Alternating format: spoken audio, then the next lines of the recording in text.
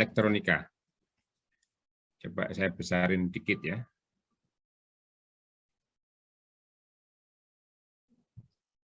Kelihatan ya ini ya? Oke. Ini CP Prodi-nya. Sorry, kenapa kok harus ini ya?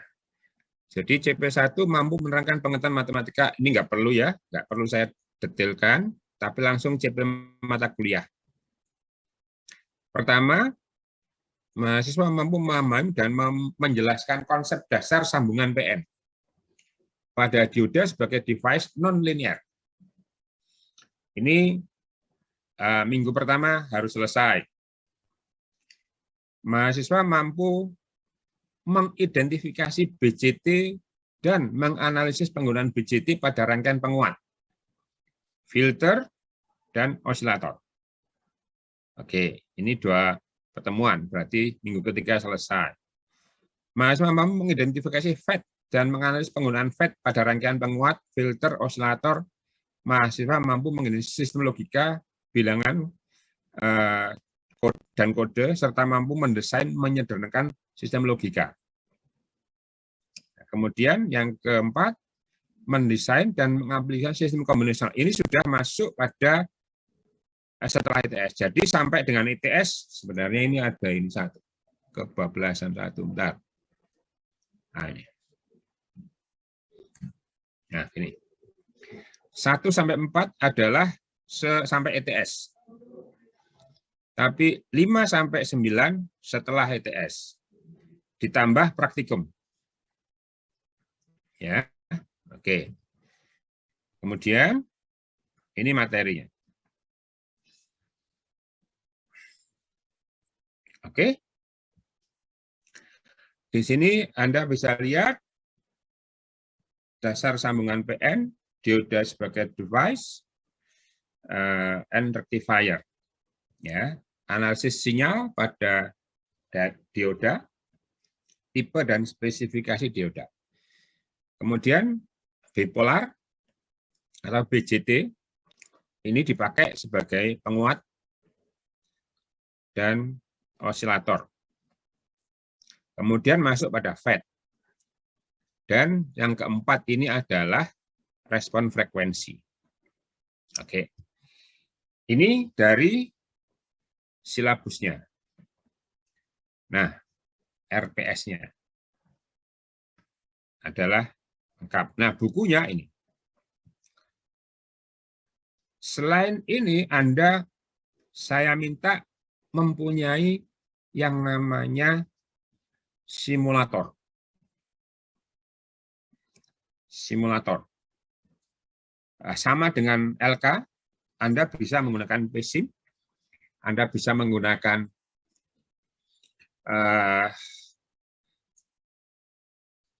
ya terserah, mungkin MATLAB, silahkan, tidak masalah untuk menggambarkan.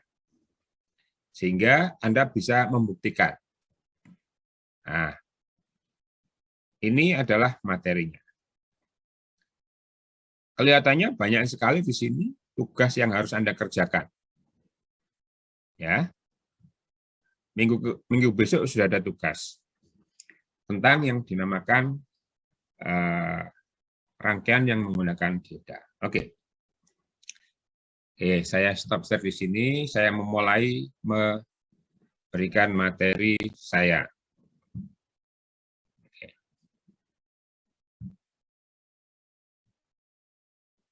Saya share screen.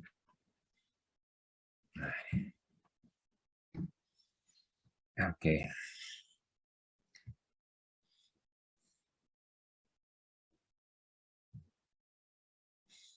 Oke, jadi sudah jelas apa yang harus kita pelajari dan materi seberat apa, sedalam apa, sedetail apa.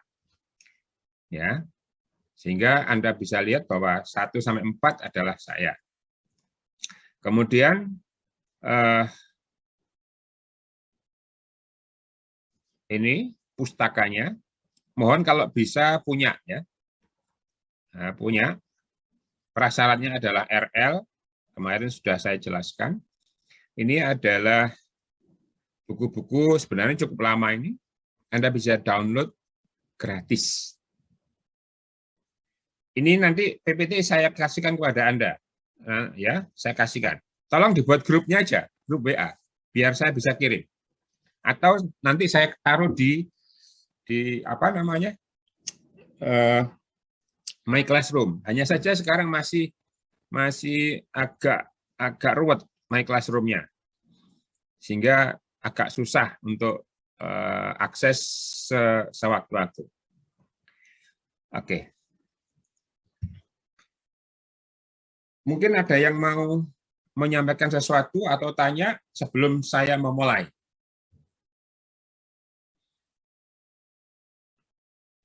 Nggak ada ya? Oke.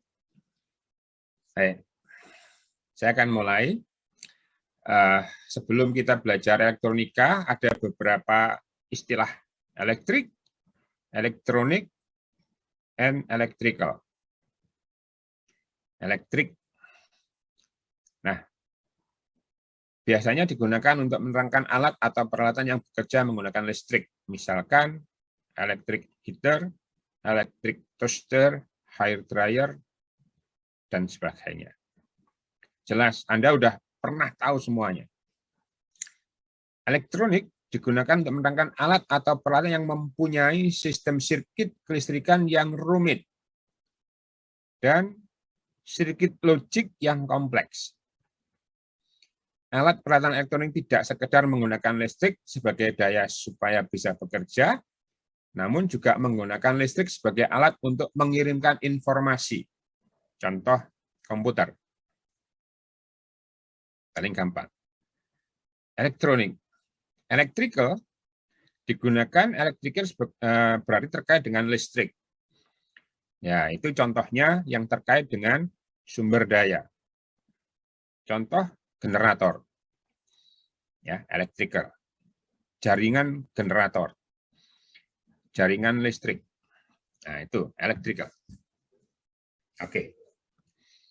Next. Isolator. Isolator adalah bahan yang tidak dapat menghantarkan energi atau arus listrik. Bahan ini biasanya digunakan sebagai penyekat atau pembatas bahan konduktor atau semikonduktor. Misal pada kabel yang dilapisi oleh isolator di luarnya sebagai pengaman. Contoh, karet, kayu, plastik, kaca, dan sebagainya. Oke. Konduktor, bahan yang dapat menghantarkan energi listrik, baik itu bahan padat, cair, maupun gas. Penghantar yang baik adalah yang memiliki tahanan jenis rendah. Contoh, emas. Paling baik. Tembaga, aluminium, besi. Tapi nggak mungkin kita menggunakan bahan emas untuk rangkaian elektrik, kalau elektronik. Nah, di antara bahan isolator dan konduktor, ini ada bahan yang dinamakan semikonduktor. Ya. Nih. Semikonduktor adalah bahan yang berada di antara konduktor dan isolator. Dalam arti bahan ini bisa berfungsi sebagai konduktor, tapi juga bisa berfungsi sebagai isolator. Bahan ini tidak banyak digunakan pada komponen elektronik seperti bahan ini banyak ya digunakan pada komponen seperti dioda, transistor, kapasitor, dan lain sebagainya. Bahan semikonduktor yang paling banyak digunakan adalah silikon dan germanium. Paling banyak silikon dan germanium. Oke. Semikonduktor berbeda dengan resistor. Benar. Jadi, semikonduktor itu karakteristiknya sangat berbeda dengan resistor dan sangat berbeda dengan isolatornya. Karena semikonduktor dapat menghantarkan listrik atau berfungsi sebagai konduktor jika diberikan arus, suhu, dan dalam persyaratan tertentu. Oke. Kenapa komponen elektronik menggunakan semikonduktor? Ya, karena sifat elektronik dari semikonduktor dapat diubah dengan cara doping atau menambahkan ketidakmurnian. Doping yang dimaksud adalah untuk mendapatkan elektron valensi bebas dalam jumlah yang lebih banyak dan permanen, dengan harapan dapat menghantarkan listrik. Dalam hal ini, ya, kita udah banyak pakai, tapi belum banyak tahu bahan semikonduktor yang dimaksud itu seperti apa. Kita sering menggunakan dioda, kita sering menggunakan transistor, kita sering menggunakan FET, tapi kita nggak pernah tahu di dalamnya seperti apa. Anda sering menggunakan mikroprosesor. Mikroprosesor komputer, misalkan Intel Core i5. Kalau Anda potong, Anda patahkan, Core i5 dipatahkan, jadi kita patahkan begini, dalamnya apa? Tidak nampak sama sekali, karena ukurannya mikron. Dalamnya adalah logik, rangkaian logika. Rangkaian logika. Isinya adalah jutaan rangkaian kombinasi. Di situ yang pasti yang banyak adalah dioda, ya, dan transistor. Kenapa? Untuk membuat rangkaian logika. Oke, lanjut dulu. Nah, semikonduktor ada beberapa macam. Ada intrinsic and extrinsic. Semikonduktor intrinsik atau semikonduktor murni, di mana hantaran listrik yang terjadi karena disebabkan oleh mengalirnya elektron karena panas. Sifat semikonduktor murni, jumlah elektron bebas sama dengan hole. Aliran arus disebabkan oleh elektron bebas dan hole. Arah pergerakan hole sama dengan arah polaritas medan listrik dan berlawanan arah dengan pergerakan elektron. Jadi pergerakan hole sama dengan polaritas medan listrik dan berlawanan arah dengan pergerakan elektron. Nah, jarang kita gunakan semikonduktor murni karena sangat sulit untuk dikontrol. Yang kedua, semikonduktor ekstrinsik adalah semikonduktor tidak murni dengan cara melakukan doping atau penambahan, ya, atau pengotoran antara bahan semikonduktor intrinsik dengan bahan yang valensinya di bawah atau di atas bahan intrinsik tersebut. Nah, di sini bisa dilihat bahwa ada dua jenis semikonduktor, yaitu semikonduktor tipe P dan semikonduktor tipe N. Oke. Untuk seterusnya, yang kita bahas nanti bukan intrinsik. Kita nggak akan pernah membahas semikonduktor intrinsik di dalam elektronika. Yang kita bahas adalah semikonduktor ekstrinsik, semikonduktor tipe N dan semikonduktor tipe P. Oke. Sebelum saya lanjut, ada pertanyaan.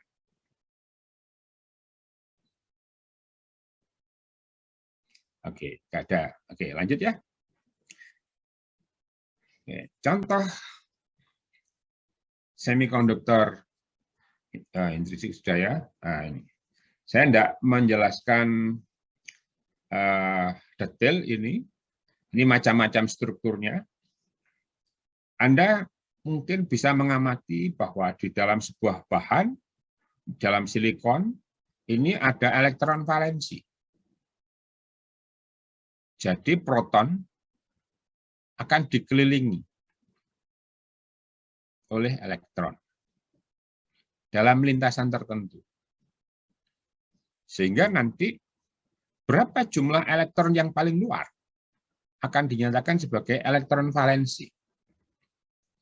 Nah, di sini untuk silikon ada 4. 1, 2, 3, 4. Oke. Ya. Dengan nomor atom 14. Berarti jumlahnya 14. Yang ini sudah 10. Ini dalam 2, terus 8, terus 4. Ini 32. Tapi juga 4 di luarnya untuk germanium. 2, 8, 10. Ya. Terus di sini ada 20. Oke. Tidak perlu dibahas detail, tapi Anda perlu tahu aja. Ini contoh ikatannya. Oke. Jadi ada 2 bentuk ikatan kovalen. Elektron-elektron. Nah, ini masih berpasang. Masih ada sisa. Oke, lanjut. Nah, oke. Semikonduktor intrinsik mempunyai energi yang dibutuhkan untuk memutuskan sebuah ikatan kovalen sebesar 1,1 elektron volt. Untuk, nah di sini, silikon dan 0,7 elektron volt untuk germanium. Jadi kalau tadi ada ikatan kovalen, untuk memisahkan ikatan kovalen ini, untuk silikon butuh 1,1 elektron volt. Untuk germanium butuh 0,7 elektron volt. Ini ikatannya. Kovalen. Oke? Nah, besarnya energi yang dibutuhkan untuk melepaskan elektron pada pita valensi ke pita konduksi disebut energi gap. Jadi, ada perpindahan dari dalam keluar. Ini sudah stabil. Nah, untuk memutuskan ini, maka dibutuhkan energi gap. Nah, jika sebuah elektron kovalen terputus, maka akan terjadi kekosongan atau lubang. Pada daerah kekosongan akan kelebihan muatan positif, dan pada daerah yang ditempati elektron akan mempunyai kelebihan muatan negatif.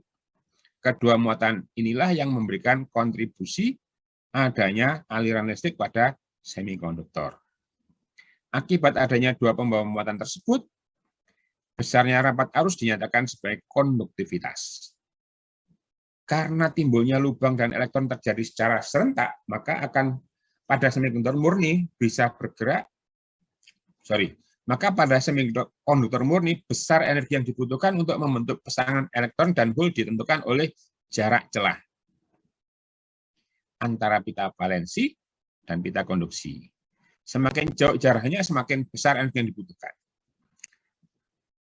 Ini mungkin kita nggak sampai masuk ke dalamnya, tapi kita pakai aplikasinya saja.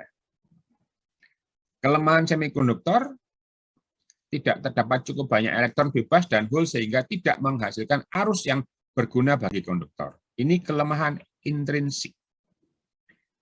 Kemudian masalah rekombinasi yaitu proses hilangnya pembawa muatan karena kembali menyatu dengan hol. Jadi dari sini kita tidak akan pernah menggunakan semikonduktor intrinsik, yang digunakan semikonduktor ekstrinsik. Oke, jelas ya? Lanjut. Ini pita konduksi dan pita valensi. Kalau Anda belajar fisika atom atau fisika kuantum akan belajar ini. Tapi elektronika tidak, hanya mengantarkan saja, menunjukkan saja. Ini konduktor. Sangat mudah mengalirkan arus. Ini semikonduktor, ada gap ini. Nah, ini isolator, tidak pernah bisa mengalirkan. Butuh energi yang sangat besar. Kalau ini nggak butuh, mengalirkan. Ini kadang mengalirkan, kadang tidak. Bisa diatur. Yang kiri dan yang kanan nggak bisa diatur. Ini bisa diatur. Kapan dia mengalirkan dan kapan dia tidak mengalirkan. Kalau ini selalu mengalirkan, kalau ini selalu tidak mengalirkan. Kenapa? Energi gap-nya sangat besar. Ini tidak ada energi gap, ini ada energi gap kecil. Oke. Paham kan ya? Lanjut. Sekarang semikonduktor ekstrinsik. Ya, adalah semikonduktor tidak murni dengan cara melakukan doping antara bahan semikonduktor intrinsik dengan bahan yang valensinya di bawah atau di atas dari bahan intrinsik tersebut. Kalau kita mau mengatakan semikonduktor tipe N dibuat dengan menambahkan sejumlah kecil atom pengotor. Ditambahkan atom pengotor. Pentavalen. Elektron valensinya 5. Kalau elektron valensinya 5 berarti elektron paling luar itu 5. Padahal dia punya hanya 4. Berarti ada 1 elektron yang bebas. Oke. Saat sebuah atom pentavalen menempati posisi atom silikon dalam kristal, hanya 4 elektron valensi yang dapat membentuk ikatan kovalen lengkap, sehingga tersisa sebuah elektron yang tidak berpasangan. Oke, dengan energi termal yang kecil saja, sisa elektron akan menjadi elektron bebas dan siap menjadi pembawa muatan dalam proses aliran listrik. Jadi, yang berperan nanti adanya 1 elektron bebas. Karena dia punya 4, dikasih 5 elektron. Berarti ada 1 elektron bebas. Itu yang akan dipakai. Ya. Disebut tipe N karena menghasilkan pembawa muatan negatif. Jadi, tipe N itu pembawa muatan negatif.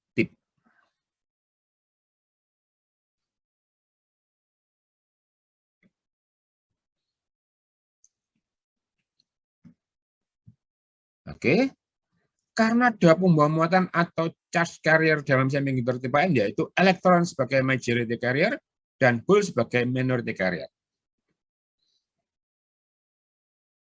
Jadi, pembawa muatannya adalah elektron.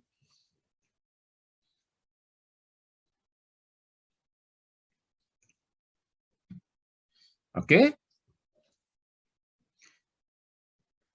Nah, ini gambarnya. Dia punya 4, tapi dikasih 5, maka akan lewat 1. Lanjut. Kemudian yang kedua, semikonduktor ekstrinsik dengan tipe P. Dibuat dengan menambahkan sejumlah kecil atom pengotor, trivalen. Kalau dia punya elektron valensi 4, kemudian dikasih 3, maka akan ada 1 yang tidak kebagian. Ya.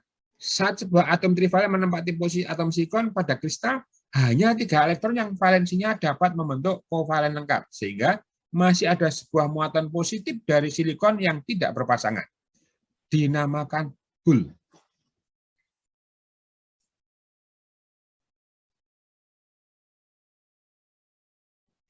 Disebut tipe P karena menghasilkan pembawa muatan positif.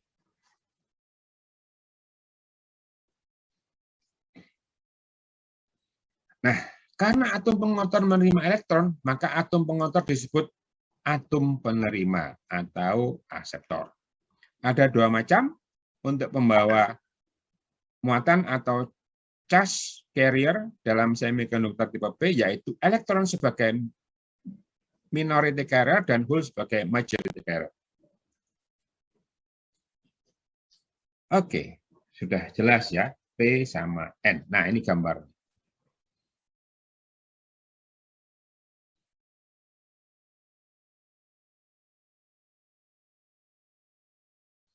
Oke, jelas. Lanjut.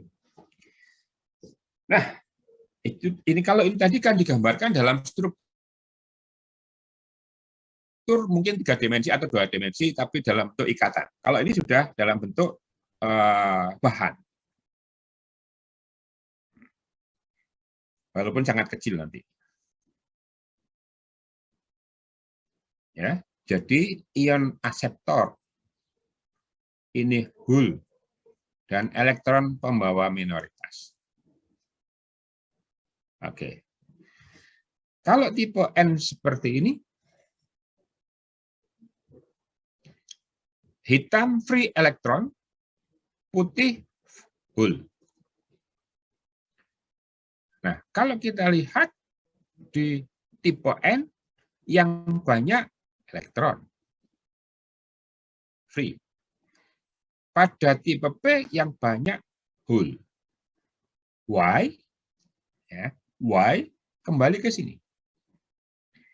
Tipe P menghasilkan pembawa muatan positif.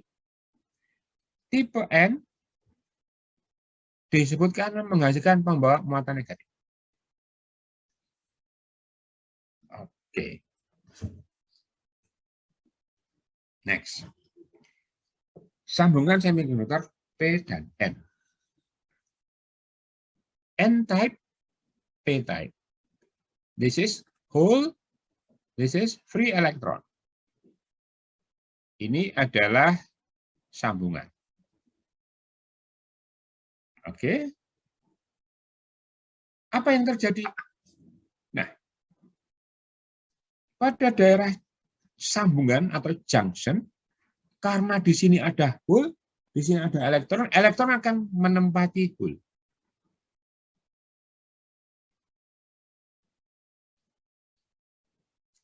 Oke. Sehingga akan terjadi depletion region ini.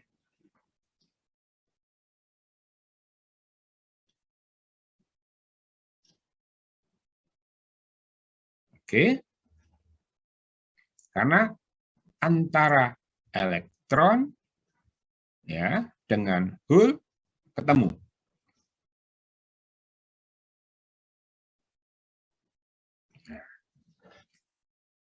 Sehingga digambarkan sebagai berikut.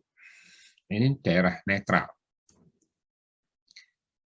N-type material is electrically neutral. Free electron ya sama dengan positive donor ions.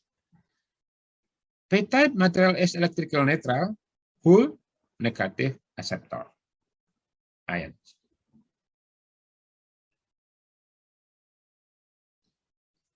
Di sini jumlah positif dan jumlah negatif sama.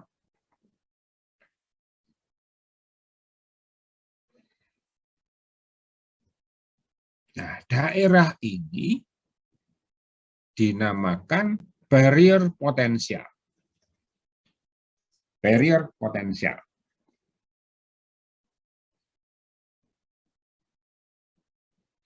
Oke. Kalau kita gambarkan ya, tadi kan seperti ini. Kita beri port, kita beri namanya konektor, maka akan seperti ini. N-type, P-type.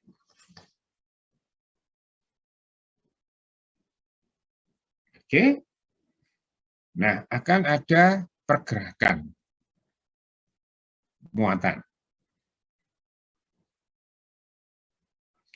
Dengan catatan kalau misalkan ini diberi sumber baterai positif, negatif.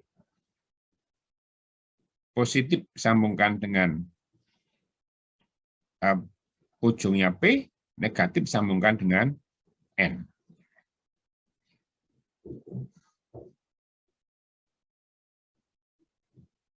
Nah, di sini kalau penyambungan seperti ini dinamakan forward bias. Dibias maju. Oke, sampai di sini ada yang mau tanya?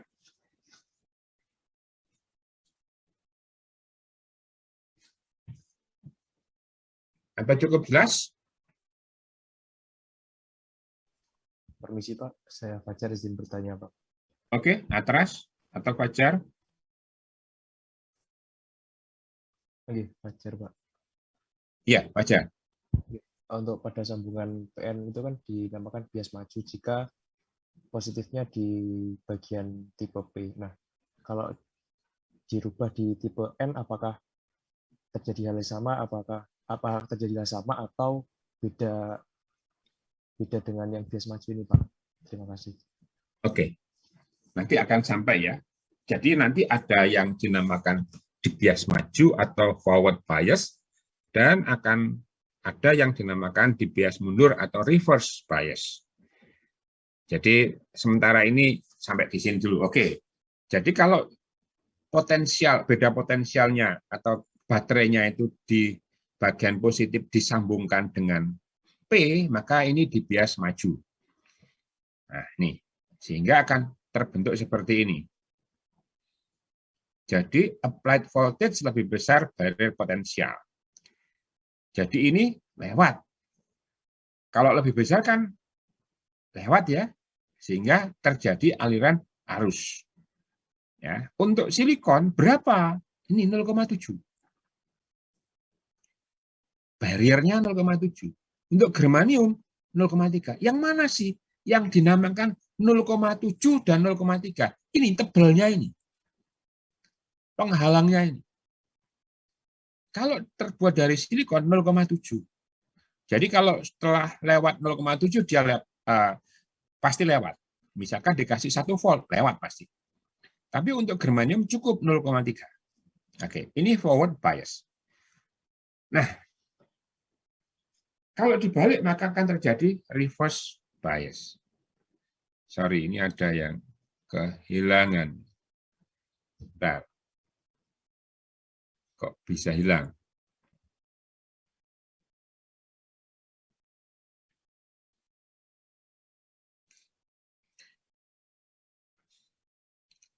Ya, ini forward bias di sini. Oke. Nah, ini adalah besarnya. Nanti di sini, di titik ini.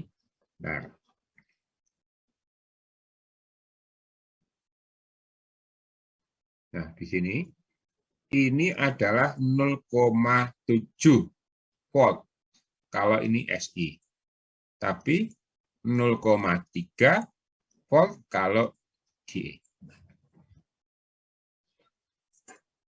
Forward bias. Oke. Nah, di sini. Oke.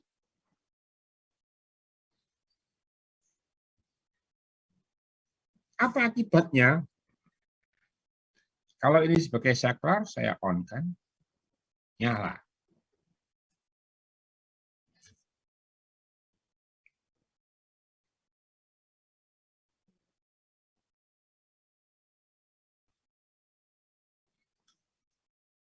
Oke, paham?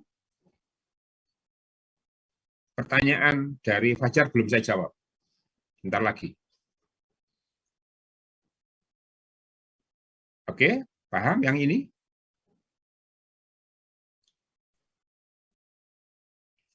Saya anggap paham ya, karena nggak ada yang menjawab. Permisi Pak. Ya, Triana. Oke. Kalau untuk pada sambungan PN ini Pak, untuk mengetahui mana itu bagian FI dan GE-nya itu dari mana ya Pak? Apa Pak? Kita dapat mengetahui FI dan GE-nya Pak. Oh, itu kalau kita beli langsung kita ditanya. Tapi yang banyak dijual adalah SI. Jadi spek produknya sudah disebutkan. Ini SI atau GE. Pasti itu. Karena itu adalah spek pabrik. Gitu ya. Oke, Pak, terima kasih. Oke. Oke, ya ini yang forward. Nah, saya tuliskan dulu sebentar.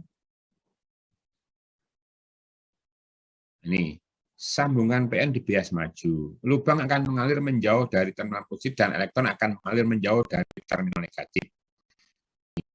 Aliran arus, semua muatan sejenis harus mengalir ke arah yang sama. Sebuah hole yang menjauh dari terminal positif dianalogikan dengan elektron yang bergerak maju. Bergerak menuju terminal positif. Karena elektron mengalir dari terminal negatif dan menuju terminal positif. Ini menjelaskan bahwa arus yang cukup besar mengalir melalui dioda. Mana sih dioda? Ini tadi dinamakan dioda.